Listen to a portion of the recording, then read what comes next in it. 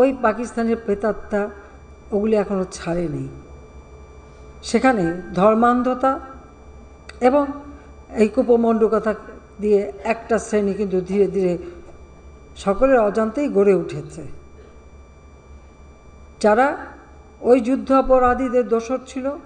এদেশে গণহত্যা, লুটপাট, নারী ধর্ষণ, অগ্নিসংযোগ এই সমস্ত কাজের সঙ্গে যারা জড়িত তাদেরই দোসর হিসেবে নিজেদেরকে গড়ে তুলেছে। আর সেই আঘাতটা আপনারা দেখলেন এই মাত্র কিছুদিন আগে কোটা আন্দোলনের নামে যখন সব রাস্তায় বেরিয়ে এলো, আমরা তাদের বললাম কোটা আন্দোলন হয়েছিল 2018-তে, আমরা এটা মেনে নিয়ে বাতিল করে দিয়েছিলাম কোটা পদ্ধতি।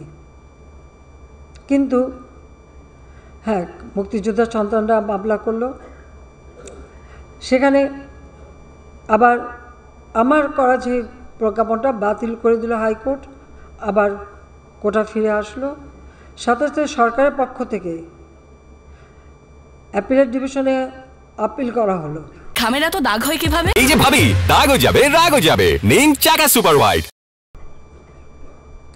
আপিল করা হলে পরে হাইকোর্টের রায়টাকে সাসপেন্ড করে দেওয়া হলো, কাজে আবার সেখানে কোটা পদ্ধতি বাতিল হয়ে গেল এবং পূর্ণাঙ্গ শুনানির তারিখও দেওয়া হলো।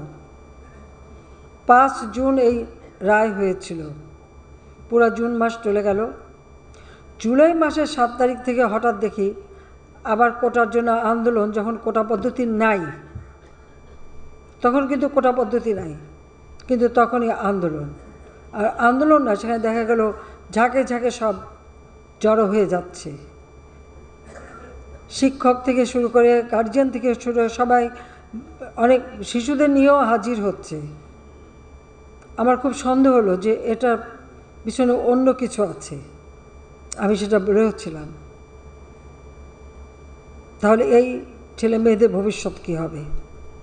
যে কোনো দুর্ঘটনা ঘটতে পারে। আপনি তাদের সাথে আলোচনা করা, এমনকি তারা মন্ত্রীদের সাথে কথা বলছে, সে ব্যবস্থাও করা, সবই করা হয়েছিল, কিন্তু তারা কিছুই মানবে না। হাইকোর্টের যে তারিখ, সে তারিখটা এগিয়ে নিয়ে আসা হলো।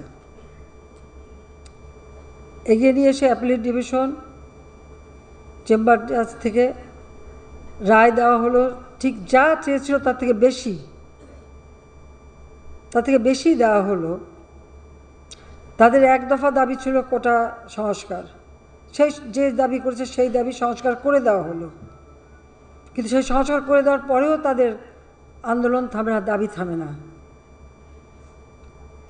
ঠিক এর পিছনে কি ছিল সেটা আমরা দেখলাম, যে ঠিক একে একে যেগুলি মানুষের জীবন নেওয়া এবং কোটা আন্দোলন করছে এক জায়গায়, কিন্তু চারিদিক থেকে ঢাকার সেখানে সেই জঙ্গি ঝুঁকে একদিকে হত্যাকাণ্ড চালানো, অপরদিকে যে সমস্ত প্রতিষ্ঠানগুলি মানুষের সেবা দেয়, যেমন দুর্যোগ মোকাবেলায় আমরা সব থেকে অগ্রগামী ছিলাম। আমাদের সামনে ঘূর্ণিঝড়, জলোচ্ছ্বাস যে কোনো সময় আসতে পারে।